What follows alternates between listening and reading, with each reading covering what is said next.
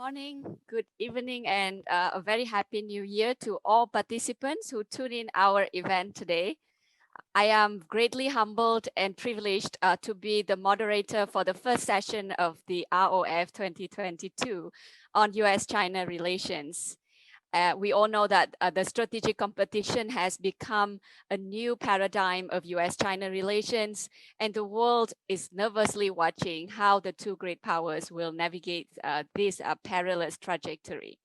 And this is especially the case for Southeast Asia because our region is deeply invested in the interdependence with both superpowers. And we are very fortunate to have a distinguished panel today to help us unpack these new realities, the prospects of US-China relations in the coming year and in the long term, as well as the implications for Southeast Asia. Our three speakers are top-class scholars, analysts, experts on the foreign policy of the US and China, and also their relations. They have also had serious policy experience with their respective governments. You can find their full bios on the dedicated website of the ROF 2022, and I will briefly introduce them at the start of their respective presentation, which will be maximum 10 minutes each. So our first speaker is Mr. Ryan Haas, Senior Fellow and the Michael H. Amakos Chair at the Brookings Institution. Ryan brings with him the depth of his experience as the former director for China, Taiwan, and Mongolia at the National Security Council during the Obama administration, and also a former diplomat at the US Embassy in Beijing. Ryan is also the author of the well-acclaimed book titled Stronger, Adapting America's China Strategy in an Age of Competitive Interdependence, in which he argues that the US must run faster rather than try to slow China down in this geopolitical marathon. And with that, I would like to give the floor to Ryan. The screen is yours. Well, Ms. Ha, thank you for such a kind introduction. It's really an honor for me to be with you and with the other panelists at this prestigious event. I've been invited to offer a US perspective on the future direction of US-China relations. So I'll briefly describe where I see the relationship standing today, and then try to be responsibly speculative about where I see it heading in the future. And I think that context is important for understanding where the relationship stands today. It's worth recalling that a year ago at this time, when President Biden entered office, the US-China relationship was effectively dysfunctional. There were no productive channels of communication between Washington and Beijing. There was no real cooperation. Neither country had in place any effective mechanisms to deal with differences when they arose. The most dominant feature of the relationship a year ago was confrontation through public condemnation in both directions. Both sides blamed the other for the downturn in the overall relationship. Both saw the other as being hostile to their goals. And this sentiment was on display when the first meeting between the Biden administration and their Chinese counterparts occurred in April of this year in Anchorage. And since then, I think that the relationship has stabilized somewhat. There has been a renewal of a certain sense of professionalism in how the relationship is conducted, if not necessarily a dramatic reduction in overall tensions. And during this past year, I think the Biden administration has put in place a few adjustments to its overall approach to China. I'll briefly highlight 5 of them now. The first is that they jettisoned or stopped using rhetoric around trying to contain China or to fully decouple the US and Chinese economies or to compel the collapse of the Chinese Communist Party. Instead, what you hear more often is Biden administration officials talking about creating a favorable balance of power in Asia and working to influence the environment around China in which China will rise. Similarly, I think that they judged that Asia would be the center of gravity in the international system for the coming century, and that whichever country was strongest in Asia would have a strong hand to play in leadership on the world stage. And so they sought in the first year to limit or draw down their involvement in places like Afghanistan and the Middle East.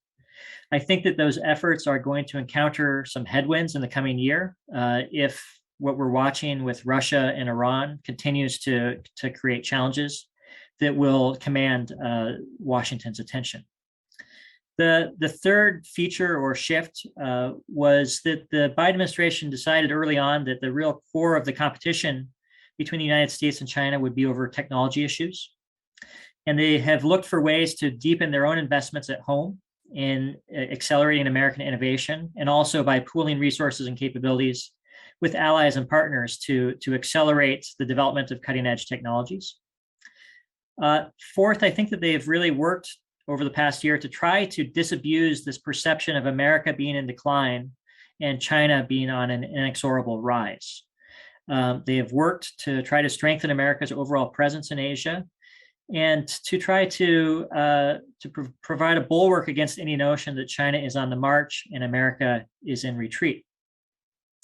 And fifth, to the extent that direct diplomacy plays a role in the overall relationship, it has mostly been to manage tensions and to prevent tensions from overheating in the relationship in this first year.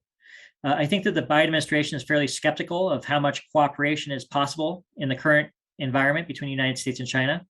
And they see direct engagement or dialogue more as a pressure release valve to try to control the amount of tension that exists in the relationship rather than to try to advance a concrete agenda. So how is this working? Following the virtual meeting between President Biden and President Xi on November 15th, I think that both the United States and China appear to be settling into a zone of mutually tolerable friction. And barring an unforeseen event, I think that this is the zone, the general zone that both sides will stay in for the coming year. This is because neither side really needs a lot from the other in the present moment, and neither side has very high expectations that much is possible in working with the other for the foreseeable future. So there will probably be regular leader level involvement that will keep a floor underneath the relationship to avoid any significant deterioration in overall relations. But at the same time, domestic political factors in both countries will probably put a fairly firm ceiling on the relationship as well. And that is the space between this floor and the ceiling in which the overall relationship will travel in the coming year. And I think for the Biden administration, this is okay. Keeping the relationship at manageable levels of friction, it works. The Biden administration's top priority for the coming year is on replenishing American power at home with its allies and also in restoring connectivity with other democratic partners around the world. But over the longer term, I foresee the rest of the world expecting more of the United States and China than simply producing great power competition with each other. The world is looking for Washington and Beijing to step up and to support efforts to find solutions to global challenges, whether it's on climate, public health, spurring global economic growth, addressing rising inequality, or other issues. And the more that the United States and China are pushed by other powers to focus on global challenges, the more it might become possible for countries, the United States and China, to see beyond themselves and their immediate differences with each other.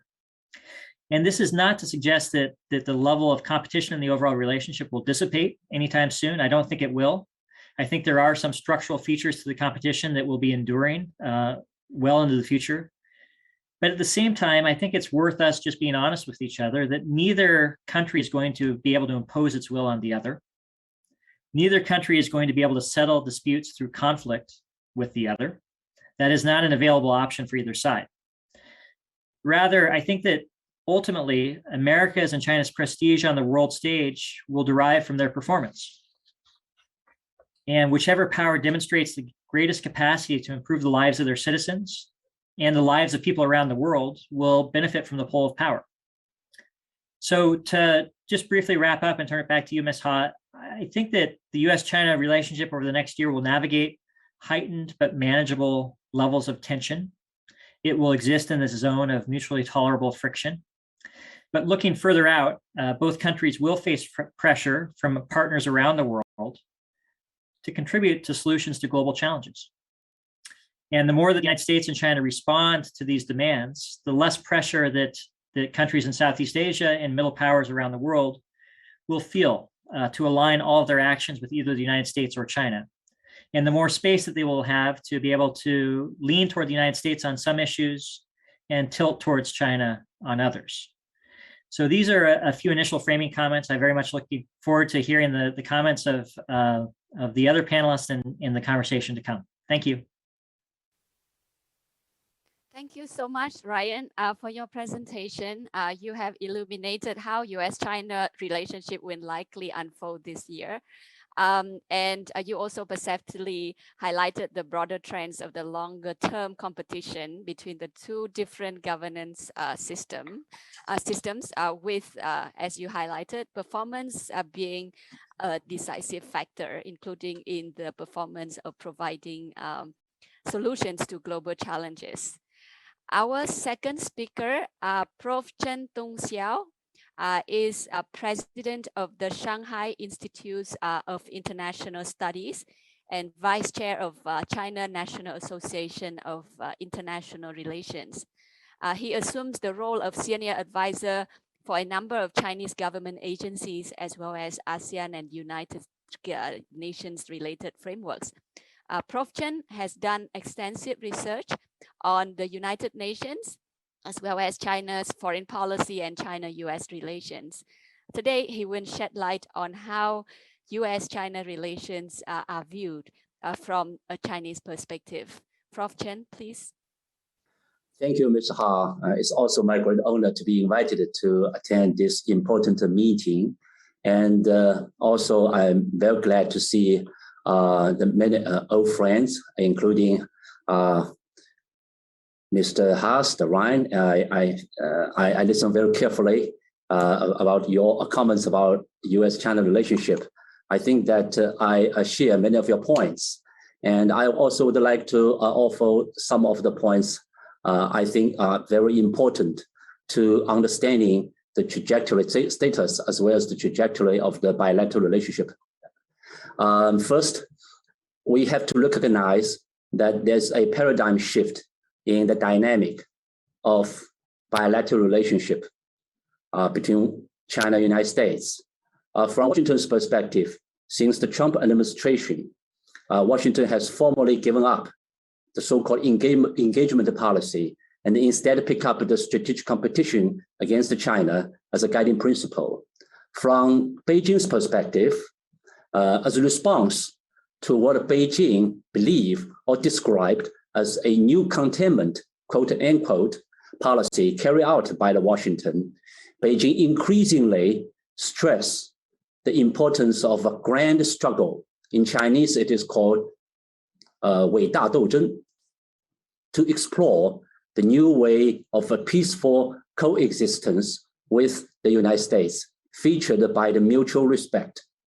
So we have seen that during the couple of interaction between those senior officials between Washington and Beijing, from Anchorage to Tianjin, from Solik to Rome, Beijing has been more proactive to the agenda setting for bilateral dialogue as well as for bilateral relationship. My second point is, following the two telephone conversations in February and September, respectively, last year, as well as one virtual meeting with President Xi in November last year, President Biden has reframed its China policy in the concept of a competitive coexistence with guardrails as its key.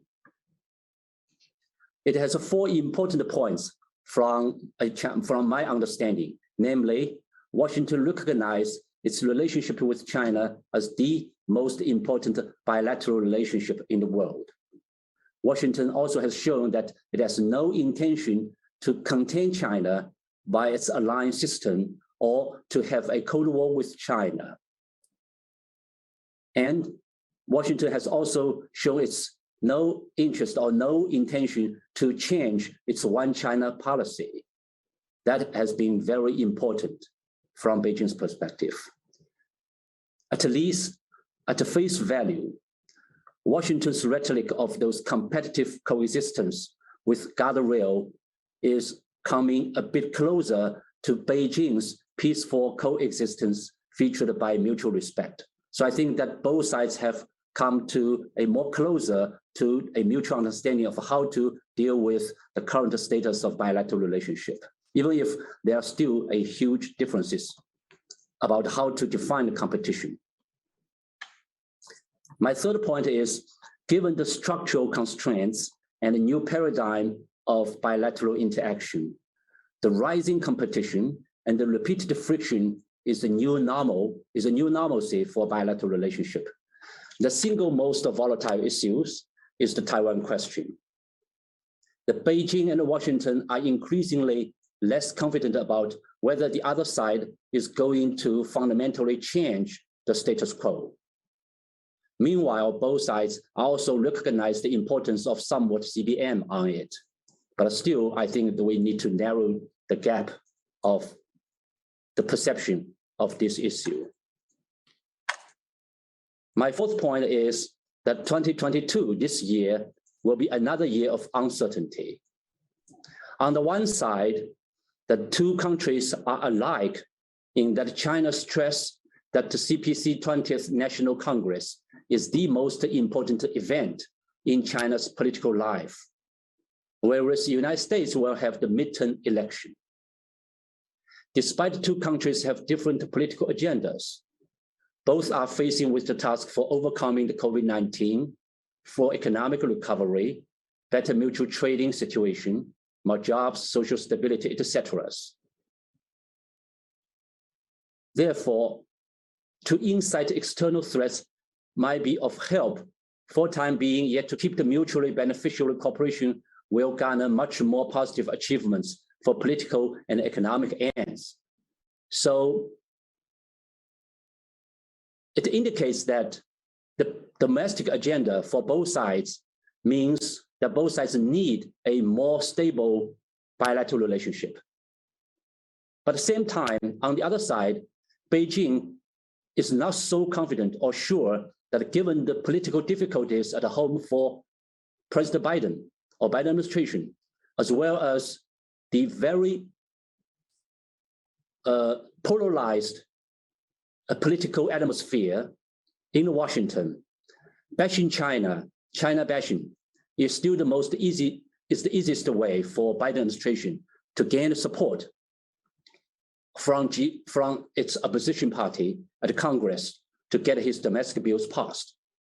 So I think that we have seen that there's both a positive news as well as still uncertain news in this year, which means that China's still not so certain whether 2022 will be a year of a more calming down or even more explosive period of time.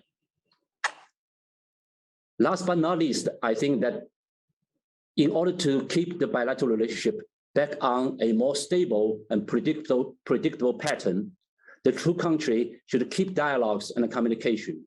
At the summit level, the two presidents should have more phone calls or video meetings or whatever ways, whenever it is necessary and possible. At the senior level, the two sides should seek for a more in-person meetings on strategic and security dialogues, trade economic negotiation, climate change meetings, and carry further discussion on strategic stability by two militaries. At the deputy or a working level, the two sides should also look for a more pragmatic solution on the inter-country flights, easing business and people traveling restriction, and encouraging more students and journalist exchange. Additionally, the two ambassadors should also be given more power and attention in communications, signaling and facilitating mutual understanding. Anyway, the year of 2022 will be fraught with the disputes and the challenges in the bilateral relationship. Therefore, the two sides should continue to work at the conflict prevention and the crisis management on such sensitive issues as Taiwan, Hong Kong, Xinjiang, and South China Sea.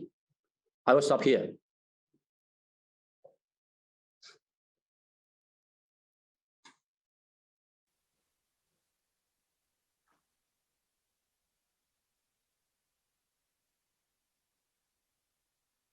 They view the U.S.-China, they view the U.S.-China relations. I think both agree that the two countries are approaching a new normal, hopefully a new equilibrium that is coined as perhaps competitive coexistence or competitive interdependence, as both speakers mentioned. So with that, I would like to turn to our last speaker for the session, Prof Khong Yuen Foong, Vice Dean for Research and Development, and Lee Ka-shing Professor of Political Science at the Lee Kuan Yew School of Public Policy, National University of Singapore. Prof Khong is undertaking a very substantial research project on the anatomy of choice, Southeast Asia between the superpowers, which tracks the shifts in strategic alignments of Southeast Asian countries over time. So I am sure that he has a lot of insights to share with us today. Prof Khong, please. Thank you very much. Like Ryan and Dongxiao, I'm really honored and delighted to be here to share some thoughts on three major issues characterizing US-China relations today: the continuing trade technology conflicts, US-China economic decoupling, and the invigoration of the Quad as part of the Indo-Pacific strategy, all with reference to Southeast Asia. That's what the organizers have asked me to talk about. I think these three are indeed central. Delving into each of them a bit, given the time limits, should give us a sense of the direction of travel of the geopolitical competition and the implications for Southeast Asia. So allow me to make one point on each of these issues. First, on the conflicts over trade and technology, main thing I would like to say here is that they are manifestations or symptoms of a larger dynamic at work, namely the shift in the Asian balance of power from one where the US is the predominant power or hegemon to one where China is closing in on the US in comprehensive power. As the Lowy Institute of Sydney, Australia has shown, and I might add that Australia has a strong interest in getting the balance of power right. So based on its measures of comprehensive power, China is today at over 90% of America's power in Asia. When you add up all the relevant dimensions of power, the US and China are heads and shoulders above the next few powers: Japan, India, Russia, and Australia. And this leads to what international relations scholars call a bipolar system in Asia, where the two superpowers, like the US and the Soviet Union during the Cold War, will perforce compete for power and influence in the region. So the competition is not just in trade and technology, it is across the board. It is a full spectrum contest encompassing ideology. Think Washington versus Beijing consensus. All right. Military cat and mouse games in space, land, and the oceans. It affects people-to-people exchanges, from tourism to university students, and of course, COVID-19 vaccine diplomacy and the one-upmanship we have observed. I believe that this competition started around, let's say, 2008, and has intensified over the years. The ultimate game for China, in my view, is to displace the US as the predominant power or hegemon in Asia. For the US, it is to try to maintain its position as the current hegemon. People disagree on how much of a hurry China is in to do this. The late Mr. Lee Kuan Yew said that China does want to displace the US, but can wait until the next century. Meanwhile, what China really wants is co-equality with the US.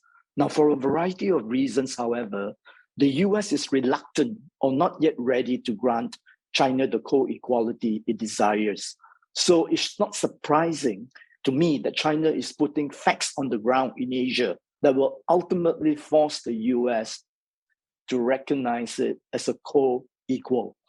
The implication of this geopolitical contest for Southeast Asia is that the two superpowers will exert strong pressures on the countries in the region to align with it, i.e. choose sides. But most in ASEAN would prefer not to choose. We are very familiar with their mantra of wanting to be friends with both China and the US, perhaps growing economically with China, but edging closer to the US for security. But I think this position will be increasingly tough to maintain in the years ahead. Second, on the US-China economic decoupling, there is a debate about whether decoupling is really possible or happening.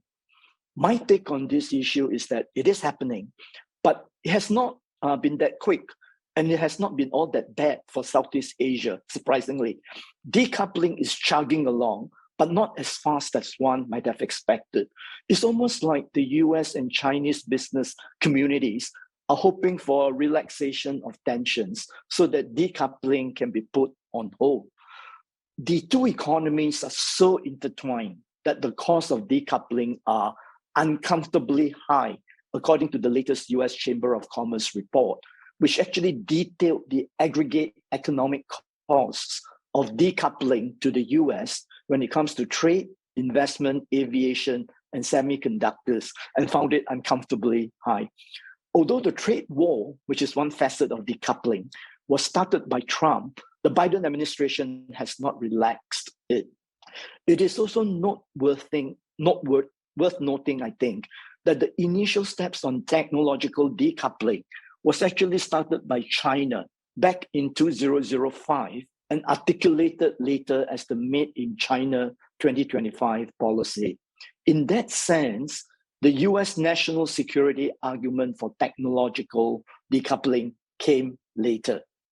Interestingly, while most in Southeast Asia would prefer a more stable and peaceful economic environment, the US-China trade war has actually benefited some in this region, especially those who manufacture products similar to those produced by China, but subjected to tariffs. Vietnam, Cambodia, Malaysia, and Thailand have seen substantial increases in such exports to the US in the last 2 years. And outside of Southeast Asia, Mexico, Taiwan, India, and South Korea are also seen as important winners. Technological decoupling and the growth of e-commerce resulting from the COVID-19 pandemic, on the other hand, seems to have benefited Singapore. Zoom decided to set up a massive R&D shop in Singapore recently, joining Apple, Microsoft, Google, Facebook, Twitter, who already count Singapore as their regional headquarters. Chinese tech firms, Tencent, Alibaba, Baidu, ByteDance, have all chosen to significantly up their investments in Singapore as part of a strategy to diversify, separate operations in China from those outside of China, while bans or curtailment of their operations in the US exist. Singapore seems like an economic safe haven, at least for now, since it is friendly to both the US and China. Its vibrant tech ecosystem and business-friendly environment are also attractive for those seeking a beachhead in Southeast Asia. Third and final point, on the direction of travel of the Indo-Pacific strategy, the invigoration of the Quad and the emergence of AUKUS are likely, I think, to make ASEAN, the Association of Southeast Asian Nations, the organization, less central to the security architecture of Asia.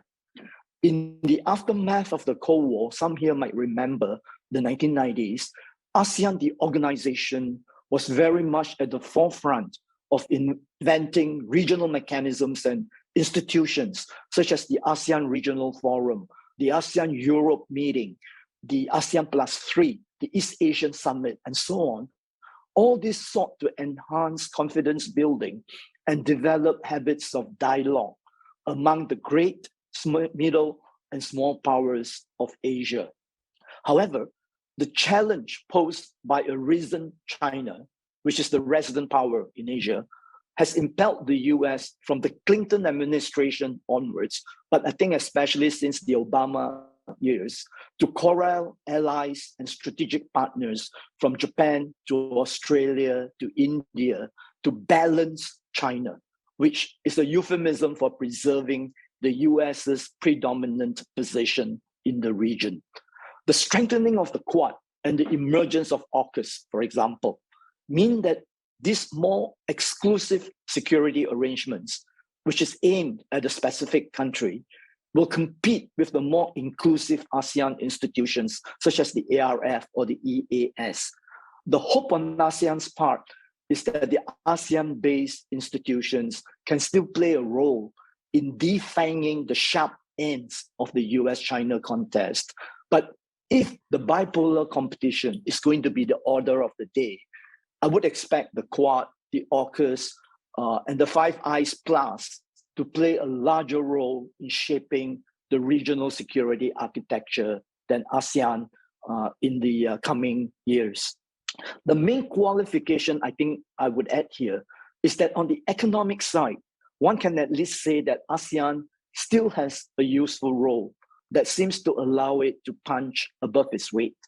The RCEP, which came into force this week, is ASEAN inspired, as is the CPTPP, given the pivotal role of Singapore and Brunei in the original TPP guise before the Obama administration took it on, and then of course before Trump aborted it.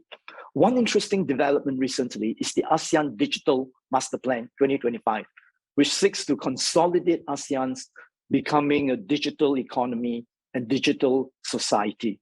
This may be ASEAN's way of exercising agency in constructing the digital rules for the region, which is one of the fastest growing in terms of digital societies.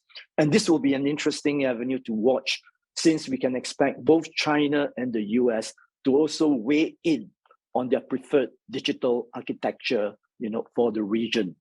So the bottom line, seems to me that we are in for a decades-long geopolitical contest between the two leading powers of Asia. In my view, this contest is likely to be more intense and dangerous than the US-Soviet Cold War rivalry in two senses. First, China is the most formidable economic power. In PPP terms, its economy overtook that of the US back in 2014, and it is likely to overtake the US in nominal terms around 2030. So we are not talking about the Soviet Union. Second, there are no proxies in all the major Asian flashpoints like Taiwan that Dongxiao mentioned. Military crisis in East and Southeast Asia will quickly and inevitably draw in the two superpowers directly. For Southeast Asia, this contest means that it is likely to experience strong pressures to choose sides. Some have already chosen, given geographic realities. Others, I believe, will choose on the basis of their domestic politics, perception of economic opportunities, and estimation of US staying power. On that note, I think I'll stop. Thank you. Thank you very much, Prof. Khong. You have covered a range of issues that are not only important to US-China strategic competition, but also central to peace and prosperity in Southeast Asia. I believe that the three speakers and also many of us today have really fastened our seatbelts for a long, bumpy ride of US-China relations in the decades ahead. Prof. Khong said that it would be a decades-long geopolitical contest. Ryan said it would be a long-standing feature of the international system moving forward. And Prof. Chen said that it would become a new normal, that it would be here to stay. But I'm glad that all the speakers have provided very nuanced views of US-China relations. Although they are very clear-eyed about the new status, new normal of US-China relationship, that is strategic competition, they all emphasize the need for both powers to stabilize their strategic competition to make sure that it is friction tolerable and will not venture into open armed conflict. I would now like to open the floor for the Q&A session. I would invite all the participants to actively participate in this conversation. Please type your questions in the Q&A function, and don't forget to tell us your name, affiliation, and the speaker that you would like to address your questions to.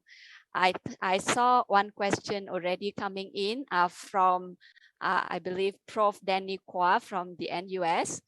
Prof. Kwa addressed his question to Ryan.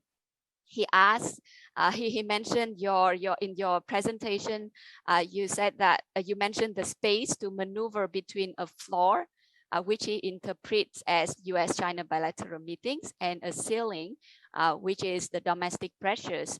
And he asks you to give examples of policy issues that fall within this maneuverable space. Ryan, please. Well, thank you. These were really rich discussions or presentations, and I'm glad that I got to listen to them. I think that the U.S.-China relationship will address a few baskets of issues that both Chen Dongxiao and I have identified in our comments over the next year. The first basket will be on economic and trade issues. We've run the experiment of the phase 1 trade deal. We now know what the results are. Managed trade is not a panacea. It hasn't solved any of the problems that underlied the initial causes of tension that Professor Khong talked about so eloquently. So that will be one area that will have to be addressed. The second area will be on climate issues. The United States and China are the two major players on climate issues. And the extent to which we are able to find commonality of purpose and direction will go a long way toward determining how much progress is possible at what rate of acceleration going forward in the overall international system. The third basket of issues, I think, will be broadly defined as strategic stability issues. How will the United States and China relate to each other on a whole sweeping series of challenges, whether it be nuclear, space, cyber, and also issues such as Taiwan. There are very underdeveloped mechanisms in place to deal with these issues relative to where we were in the Cold War. It's worth recalling that it took the Cuban Missile Crisis to really awaken Washington and Moscow to the need to develop these mechanisms, and after that, it took a period of time to do so. My hope is that it will not require as dramatic of an event to sober both sides to the need to make progress where progress is possible. I would encourage both sides to start small and build to gain trust and confidence in their capacity to take problems off the table. And I think that there are easy things that could be done. I think that both sides could agree, for example, at low cost and risk, that humans should be involved in any decision related to nuclear launch. That would not put either side in peril, and I think it would be a easy step to sort of begin to build confidence. That's just one example. And then the fourth broad basket of issues that I will pause with after this is on regional issues, sort of the standard work of our diplomats around the world, whether it's on Afghanistan, North Korea, Iran, Ukraine. How will we relate to each other? How will our interests intersect with each other? That there's probably more work to be done to flesh those issues out between Washington and Beijing in the year to come. Thank you, Ryan. There is another question for you from my colleague, William Chung. He said that the US rhetoric has moved from containment of China to strategic competition, as you mentioned, but he observed that it is still obvious to regional states that the US position is pseudo-containment, or Prof Chen during his presentation mentioned it as new containment. Do you have any comment? Yeah, I would just sort of respectfully challenge that view. I think that this is one of the casualties of our inability to travel and to sit with each other and to talk with each other and to hear each other, is that it's easy to build these caricatures of these narratives based upon sound bites that appear in the media. Professor Chen Dongxiao is exactly right that President Biden has declared both publicly and privately that competitive coexistence is the framework in which he expects to work on the relationship with his counterpart Xi Jinping in the years to come. A competitive coexistence is difficult to translate in any language into containment or isolation. Those two concepts are irreconcilable with each other. And so I also would love to just pick up very briefly Chen Dongxiao's comment or concern, the issue he flagged about if domestic headwinds in the United States compel President Biden to use China bashing as a tool to attract political support for his domestic agenda. I think it's important that we address this issue. I don't think in an American context, I sit in Washington, D.C., I don't think it would work. The Republicans are not going to lend their support to any aspect of President Biden's agenda if he becomes more rhetorically hostile towards China. And I think that folks in the White House understand that. So while I understand the concern, I'm not losing any sleep over the prospect of it materializing. Thank you, Ryan. Both Prof Chen and Ryan advocated for both Chinese and American leadership in addressing global challenges. And throughout 2021, we have seen this happening indeed with robust vaccine diplomacy from both countries. But this is a competition for vaccine diplomacy, not a cooperative endeavor. But Southeast Asian countries do benefit from this. So should this be seen as some silver lining for us that in their search for prestige, performance and influence, both US and China would compete to provide solutions to global challenges, although this will take place in a more fragmented way. I would like to invite Prof Khong's views from the Southeast Asia's perspective first, and then I would invite Ryan and Prof Chen to add on later. Thanks. Yes, I mean, if you look at the COVID-19 diplomacy, it's very interesting the way that both the US and China was, first of all, focusing on Southeast Asia as the place where donations of vaccines will be centered, right? That partly both of the extinct geopolitics that try to one-up one another in the donation of vaccines, say to Vietnam, which I've looked at a little bit. It's really interesting, all right? You know, the US will come with 5 million, China will try to up it with 1 million, you know. So in the end, Vietnam benefits, obviously. So there is this, you know, to and fro going about in vaccine diplomacy. And to some extent, yeah, Southeast Asia is benefiting, just like the technological decoupling and the trade war that I talked about. But overall, I would think that Southeast Asia would still prefer a more predictable environment for, you know, for economic investment and even for cooperation on COVID-19. So there's this silver lining, you know, is something temporary. And I think the ASEAN countries will probably prefer to go back to some ASEAN modalities, you know, like back in the 1990s, where the two superpowers can come in and continue with their constructive habits of dialogue and confidence building mechanisms that Dongxiao talked about.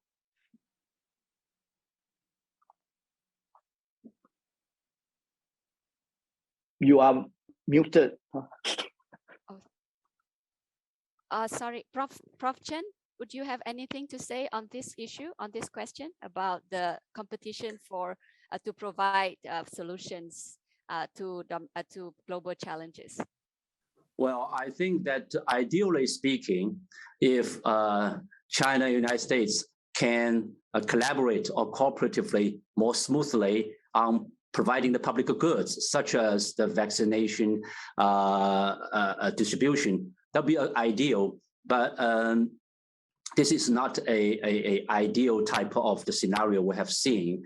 So I think that now the Washington and Beijing have increasingly recognized that despite of the competition of so-called a vaccine diplomacy, but they both recognize the importance of dispute in a parallel way to provide a large doses of vaccines to a large number of countries. From Beijing's perspective, I think in the past 2 years, Beijing has provided more than 2 billion doses of vaccinations. And this is almost 1/3 of all the vaccine doses administered out of China. So Beijing that believe that if there is a more global collaboration, that or division of labor for the following on providing public goods, such as those antivirus drug research and development, it will be much more efficient. So I think that on one side, competitive to provide solutions to provide those public goods is a good thing, even if it's not a best way, but this is a reality. But I think that we should encourage more positive sum competition rather than the zero-sum competition. Thank you. Ryan, would you agree that this is a positive sum competition? I agree with the aspiration that that we should aim towards eventual positive sum competition and cooperation. I think that the world will be a better place when the United States and China get to that point. In the interim, I think that what we'll see is a race to the top dynamic where both sides seek to outperform the other through the quality of their contributions. And countries in the region and around the world stand to benefit from that competition. So that's not necessarily a bad thing. But I agree very much with Chen Dongxiao that it would be wonderful if China were to contribute through COVAX, where the United States is the largest contributor, to distribute vaccines around the world rather than to do it on a bilateral basis and often for sale. So using mechanisms that exist to contribute to addressing global challenges would be, I think, a step in a positive direction that would lower the threshold to the United States and China working together. It's very difficult for, I think, the United States to support an initiative that is seen as a Chinese initiative. I think it's the same in reverse, where it's difficult for China to support an initiative that's viewed as an American initiative. And so ultimately, we're going to have to rely upon mechanisms like COVAX to be able to deliver the vaccines to those who most need it. Okay. Now we will turn to some questions about the economic issues, which is very much central to Southeast Asian policymakers now. There is one question from Mr. Eduardo Pedrosa. He asked for the panelists, what do the panelists expect to see in the comprehensive Indo-Pacific economic framework that the Biden administration put forth, I think, at the US ASEAN summit in November last year. And what do you think the regional economies would likely react to this proposal? I would start with Prof Khong first. What do you think of the Biden administration's proposal or initiative, but it is still quite very general and ambiguous, on the comprehensive Indo-Pacific economic framework? What do you expect to see from this? Thank you. I think it is a useful start on the part of the US to bring some economic initiative to the table, because as you know, the US is not part of RCEP, RCEP, and the US is not part of CPTPP. So to see the US coming up with an economic initiative in order to consolidate its role in the economic affairs of Asia, to me is a healthy development. But how far this will go, I think, is hard to say. And given the other competing regional economic institutions around, especially RCEP, coming into force this week, I wonder, it's an open question how far that can go, because there's so many already fixtures around that the economies of Southeast Asia and East Asia use. So, but insofar as the US has difficulty returning to some form of CPTPP, I think this is a good first step. So long as, it doesn't get, aborted by the next administration when they come in. Thank you, Prof Khong. Ryan, would you have any comment on this CPTPP thing? And do you see that Washington is taking serious steps to up its economic game in Asia? Or do we have to wait until the US puts its house in order first, which may take, I don't know, forever? What does the Biden's foreign policy for the middle class mean for US trade policy in Asia? Well, I hope it doesn't take forever, Ms. Ha. But I think that this initiative is born out of a recognition that there is a perception that China is outperforming the United States economically in Southeast Asia.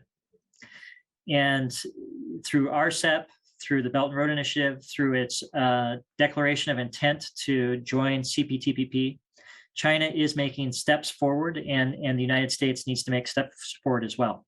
As you indicated, the politics in the United States don't allow for America to pursue membership in CPTPP today. That doesn't foreclose the possibility that they will down the road. So I think of the Indo-Pacific economic framework as a bit of a bridging strategy until we get to the point at which the United States will come back to CPTPP. And I think that it will focus on some of the issues around supply chains, around behind borders issues.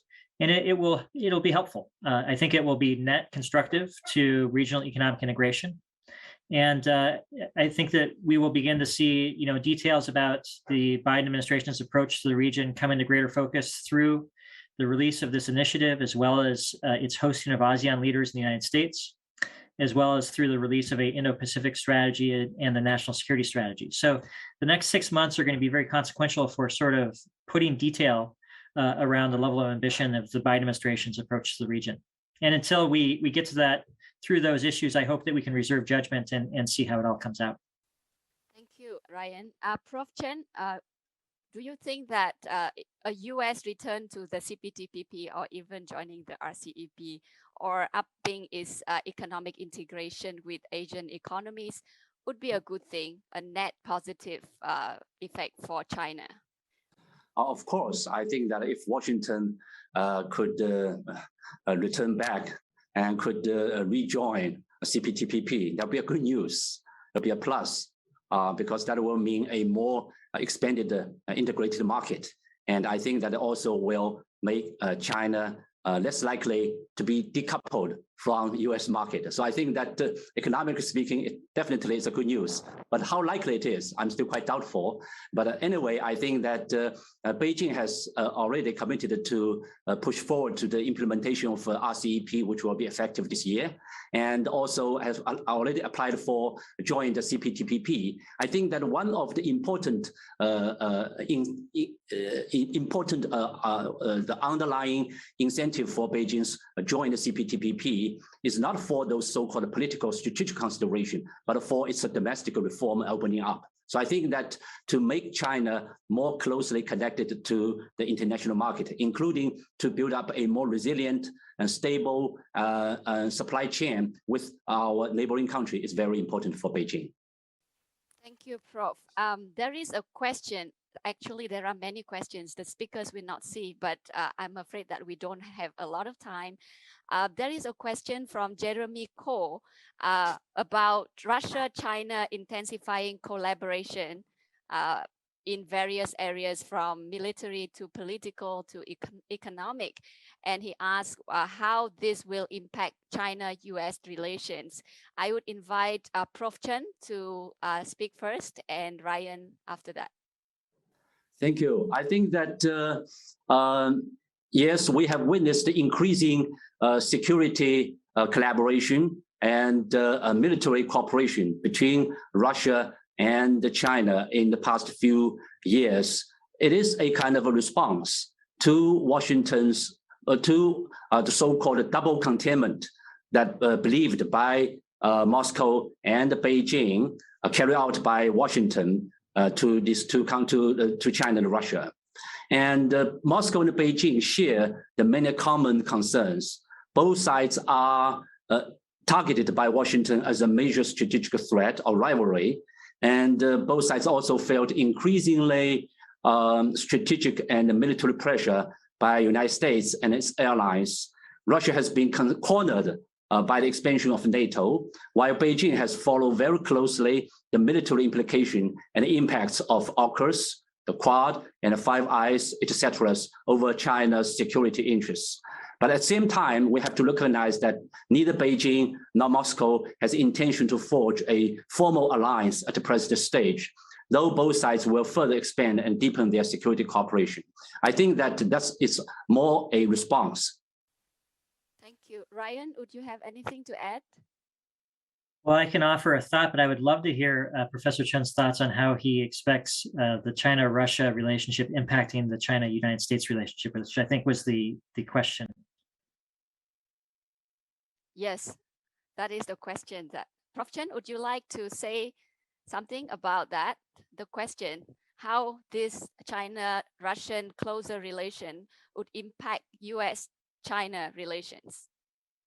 Well, as I said, that at the present stage, Beijing still believes that it is strategically important to form a more close security cooperation with Russia, but not at the present stage, interested in form a formal alliance with Russia. So I think that China still believes that there's a so-called a trilateral interaction among Beijing, Moscow, and Washington. And China believes that such kind of a more collaborative cooperation with Russia will at least have some more pressure on Washington to reconsider its policy towards Beijing. Ryan? Well, it's a really interesting question, and I've learned listening to Professor Chen some of the logic of Beijing's views of the value that they derive from the relationship with Russia. I'm not sure it's going to have the effect that that perhaps some in Beijing may wish, but I think that, as Professor Chen explained, it's a natural dynamic.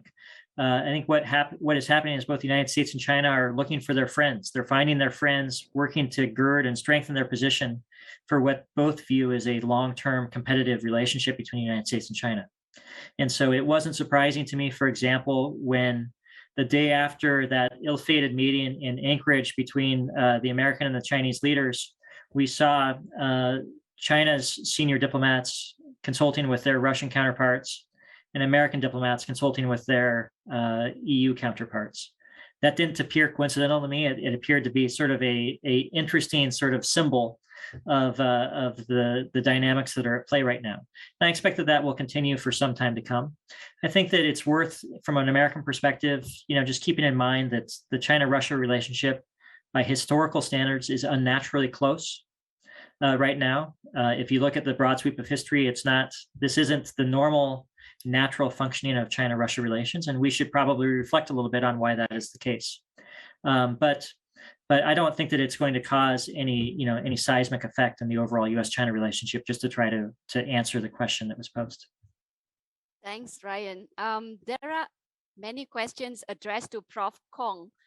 Prof, I would cluster them into one question only, but one is from Dr. Wee Ki Beng.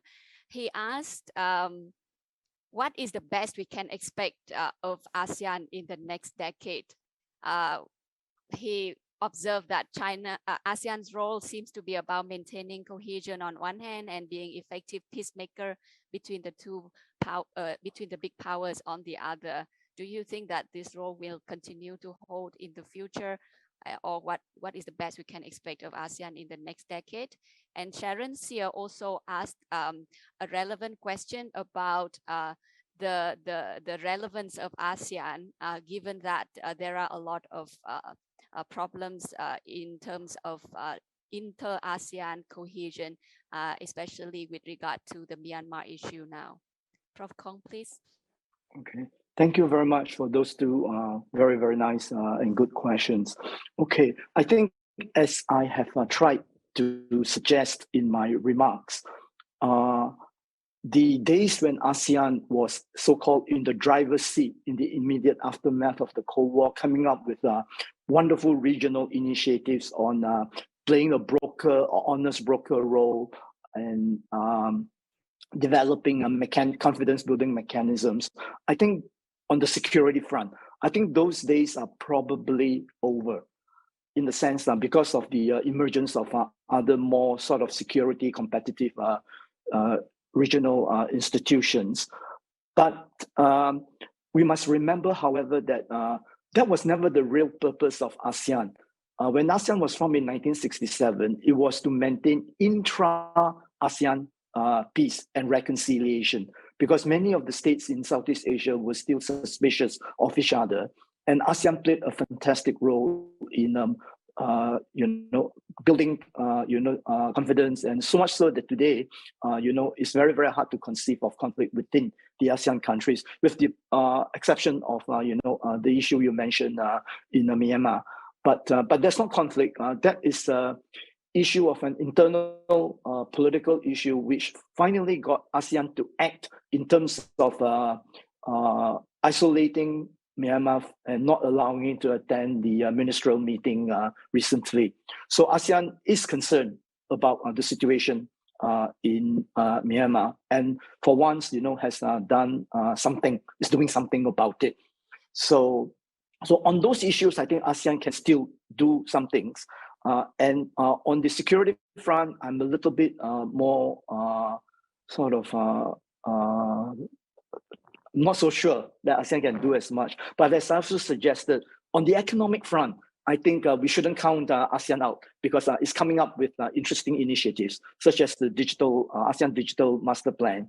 And it will be with the implementation of RCEP.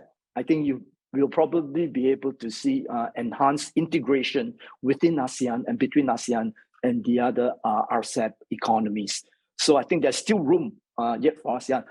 However, I think I'll end with this point about the ASEAN solidarity will be tested, I think, in the years ahead, precisely because of the intensifying of the geopolitical competition. If for whatever reason the competition gets less serious because of cooperation on climate, the damping down of the trade war, and they can spill over, to less pressure on the ASEAN countries, that would be a wonderful sign. Otherwise, solidarity among the ASEAN countries in terms of who to align with in this geopolitical competition might pull different members of ASEAN apart in a strategic sense. Thank you, Prof. There is a question from Mr. Ong Keng Yong.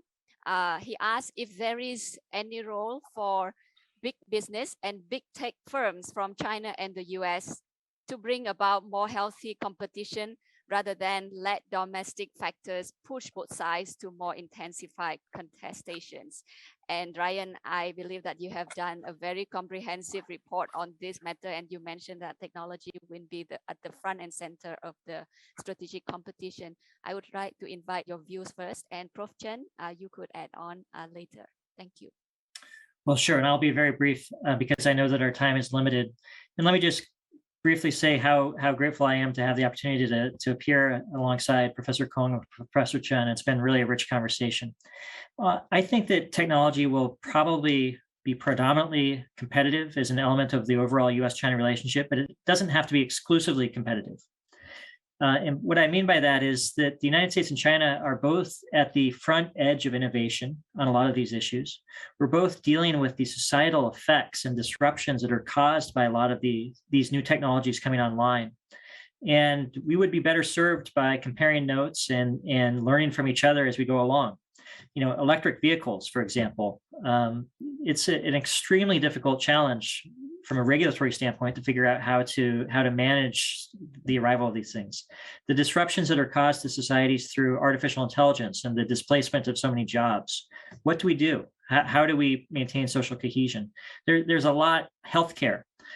We will be both better and the world will be better if we can pool resources to accelerate the discovery of cures to diseases, given that we both have the largest sources of data in the world, than we will be if we each pursue cures apart from each other. So I'm hoping that as time goes by and some of the heat around the relationship begins to cool down, we can begin to disaggregate and separate the zero-sum features from the positive-sum features and begin to work on some of those issues.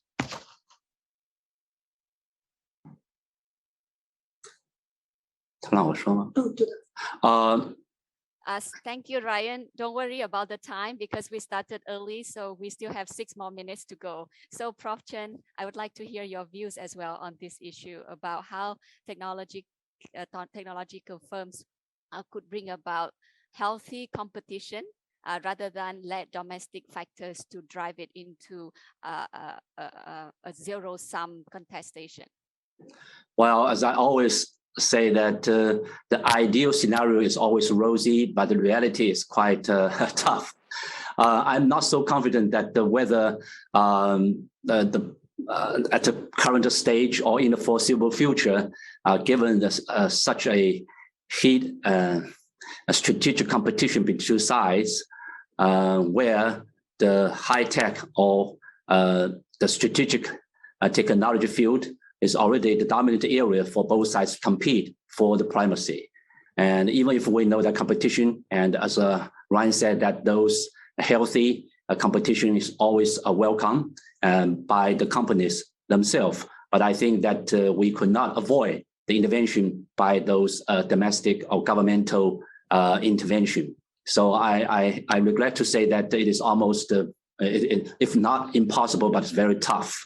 And obstacles actually on both sides. But I think that nowadays, from Chinese perspective, more obstacles has been provided from posed by the Washington side, and the Ministry of Commerce, Finance, as well as DOD have blacklisted a lot of Chinese high-tech companies listed in the United States, or to gain those financial financing in the US market. I think that Beijing is quite open for the dialogue for whether China's companies could be relisting. But I think that nowadays it is still very likely that those high-tech companies could be listed in the United States, or have a more close collaboration between two sides in this field. Thank you. There is another question on public diplomacy from Andrew Tan. He asked how the US and China should manage their public diplomacy efforts and what should be done more or less. And because for him, perceptions can and do shape reality, and public opinions of in both countries are really hardening towards, being negative each other. I would like to invite Ryan first, and Prof Chen, and Prof Khong. Would you like to add anything towards the end? I would like to hear your views too. Thank you. Well, Ms. Ha, I think that it's a very important question, and I'm glad it's been raised. The most impactful thing the United States can do is improve its performance at home, and through the power of its example, strengthen its own public diplomacy. We're not going to persuade many countries on how they should view China or how they should interpret their interests or concerns relative to China. But we do have the ability to inspire other countries when we live up to our values. We're falling short of those right now, but we recognize that, we're open to it, and we're working on it. Tomorrow is the 1-year anniversary of January 6th, the insurrection in the U.S. Capitol. It's not a point of pride for many in the United States, but we're going to deal with it directly, openly, transparently, and that's how we get through this. So that's my general view. I would also just say, I've listened very closely to Professor Chen Dongxiao talk about how hostile the United States is towards China. The reality is that public perceptions around the world show pretty consistently how China is being viewed. So I would just, in the spirit of self-reflection, I would encourage all of us to reflect on why that's the case. Thank you. Bringing the issue of public perception. Soon, I think in the next couple of weeks, our ISEAS Institute would release the State of Southeast Asia Survey 2022, in which we will see an update of Southeast Asians' sentiments towards all the superpowers. So I hope that all of you will look forward to reading it as well. Prof Chen, would you like to have anything? Oh yes, we can never underestimate the importance of public diplomacy, of people-to-people contact at such a critical juncture.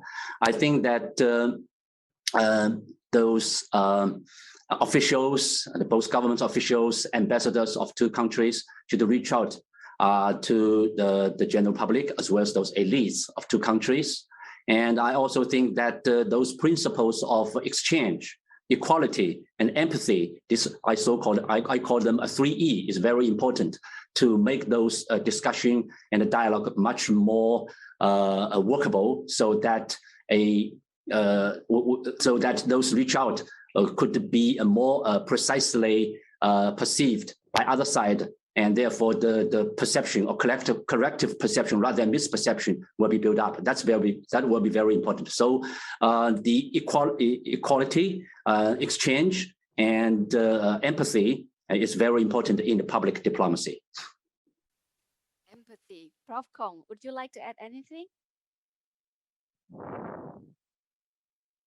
Yep, just a very quick word. I think public diplomacy is very important, and what the Biden administration has done, it seems to me, has been much more fruitful and forthcoming, both to Asia and to the rest of the world in terms of the US role in, as one of the leaders of enacting global leadership. But ultimately, it seems to me that there has to be a link between public diplomacy and actual policies, what one is doing on the ground, right? So there needs to be a consistency between what the diplomats say or criticize either side and what they are actually doing on the ground. And I think it will be quite important for both the superpowers to bear that in mind, because that's how the region and others around the world will assess their public rhetoric. They will compare with their on-the-ground actions, from COVID-19, vaccine diplomacy, to disputes over maritime claims, and so on.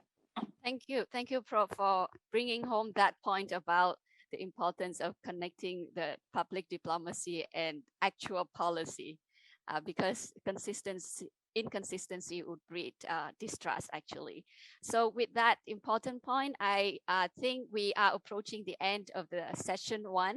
I would like to express my deep and sincere thanks to all the speakers for having delivered an excellent and very rich conversation. And many thanks to the participants for all the good questions. And I'm sorry that I couldn't take all of them because of the time constraint. And with that, I would like to bring the session to a closure. And have a good day. Also, good night to Ryan. Thank you. And a very good and happy new year to everyone. Thank you. Bye. Thank you. Thank you.